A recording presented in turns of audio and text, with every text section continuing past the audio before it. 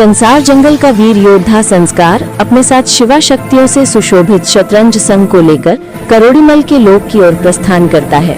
सेना के सबसे आगे स्वयं शिवा, भवानी पुत्र और महादेव शक्ति के धारक एक चमकते सफेद बैल समान दिव्य रूप में आगे बढ़ रहे थे।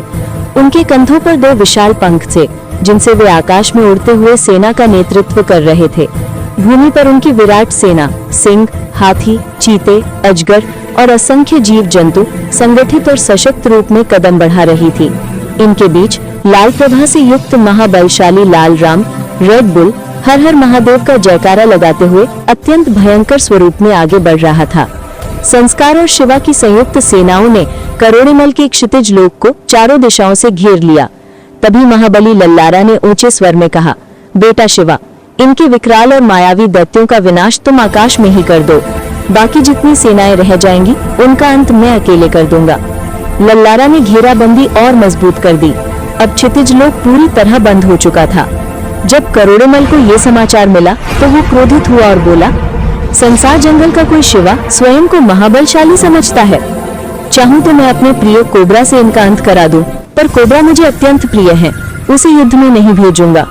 फिर उसने अपने मायावी सेनापति विमलासुर उल्लू को सैकड़ों राक्षसी पक्षियों की सेना लेकर भेजा।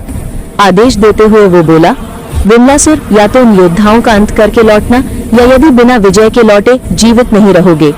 विमलासुर ने आकाश से आक्रमण किया। ऊपर भीषण पक्षी युद्ध छिड़ा और नीचे गैंडों, हाथी और चीते राक्षसों की सेनाओं को रौंदने लगे। आकाश में शिवा का दिव्य और प्रचंड रूप प्रकट हुआ। उनके पंखों से बाण, मुख से अग्निबाण और नेत्रों से प्रकाश की वर्षा हो रही थी। उन्होंने विमलासुर की सारी मायावी शक्तियां नष्ट कर दी और अंत में अग्नि अस्त्र से उसका वध कर दिया। विमलासुर के नाश से करोड़ीमल हिल गया। क्रोधित होकर उसने प्रणामी तोता को अपनी पक्षी सेना के साथ भेजा। शिवा और प्रणामी तोता आकाश में भिड़े। दिशाएं जलने लगी, अग्नि वर्षा होने लगी। अंततः शिवा ने प्रणामी तोता का वध कर दिया।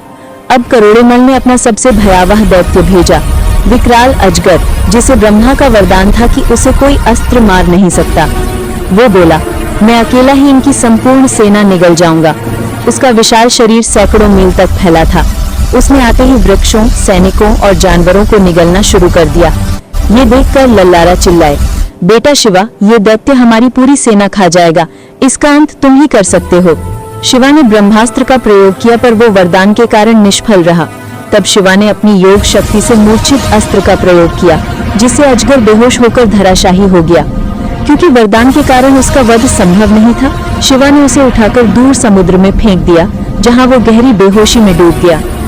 अजगर के निष्क्रिय होने से करोड़ीमल की अंतिम शक्ति भी टूट गई। अब वो भयभीत होकर नई रणनीति बनाने लगा, क्योंकि शिवा शक्ति और संसार जंगल का प्रकोप उसके दरवाजे पर पहुंच चुका था। अजगर को शिवा ने भयंकर युद्ध के बाद पकड़कर समुद्र में फेंक दिया और अजगर बेहोशी की हालत में लहरों में डूबता उतराता दूर चला गया। जैसे ही ये युद्ध समाप्त हुआ, शिवा रणभूमि में वापस लौटे। उधर महादेव के नारों के साथ चारों ओर युद्ध का माहौल फिर से भड़क उठा।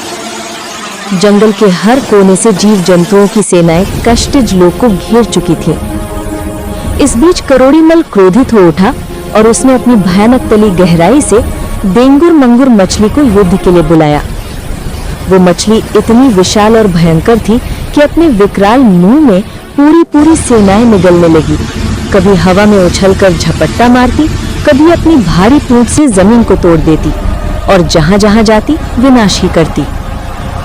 उसकी मार देखकर लालरा आगे आया और दोनों में भीषण लड़ाई हुई। पर देंगुर मंगुर को यक्षों का वरदान प्राप्त था, उसे साधारण अस्त्रों से नहीं मारा जा सकता था। वही भयानक अस्त्र सिर्फ शिवा के पास था। शिवा आगे बढ़े, उन्होंने दिव्य शक्ति का आह्वान किया, अस्त्र प्रकट हुआ और एक ही प्रचंड प्रहार में देंगुर मंगुर मछली का वध हो गया। चारों तरफ सन्नाटा छा गया। तभी सामने प्रकट हुआ एक महाबली भयानक विकराल कोबरा। करोड़ीमल ने गर्व से कहा, आज संसार जंगल का स्वामी तुम बनोगे, बस मेरी आज्ञा मानना। कोबरा ने शांत पर घमंड भरे स्वर में कहा, मैं अपनी जिह्वा की कसम खाता हूँ कि पीछे नहीं हटूंगा। पर करोड़ीमल, अगर शिवा ने मुझे हरा दिया तो तुम्हारा भी अंत निश्चित है। कोबरा युद्ध की तैयारी में सबसे पहले कारागार पहुंचा। जहां शंकरा और दिव्य पुरुष भवानी कैद थे। दिव्य पुरुष ही भवानी थे, जैसा आपने कहा था। कोबरा ने दोनों को प्रणाम किया और पूछा, महाराज मैं क्या करूं? शिवा और लालरा दोनों युद्ध भूमि में हैं। क्या मुझे लड़ना चाहिए या पीछे हटना चाहिए? भवानी ने कहा, धर्म यही कहता है कि तुम पूरी शक्ति से युद्ध करो। जहां धर्म होगा अंततः वही जीतेगा। शिवा मेरा पुत्र है और धर्म उसके साथ है, पर तुम्हें भी अपना धर्म निभाना ही होगा। कोबरा ने गर्व से कहा, मुझे भवानी के वरदान का सहारा है, मुझे कोई परास्त नहीं कर सकता। पर भवानी मुस्कुराए, शिवा भवानी पुत्र है, उसके पास सभी दिव्य शक्तियां हैं, वो तुम्हें अवश्य परास्त करेगा। कोबरा विकराल शरीर लेकर युद्ध भूमि पहुंचा और सारी सेनाओं को पटक पटक कर गिराने लगा। इसे देखकर महाबली लालरा सामने आया और भीषण युद्ध हुआ। फिर शिवा बोले, लालरा चाचा आप मत लड़िए, ये मेरा युद्ध है। लालरा पीछे हटे, कोबरा आकाश में उठा, शिवा भी उसी दिशा में उड़े। शिवा, कोबरा चाचा मैं प्रणाम करता हूँ, पर धर्म के लिए युद्ध अनिवार्य है। कोबरा, विजयी हो पुत्र, पर पहले मेरी परख पूरी करो। फिर 3 दिनों तक शिवा बनाम कोबरा भीषण तांडव जैसे युद्ध चलता रहा।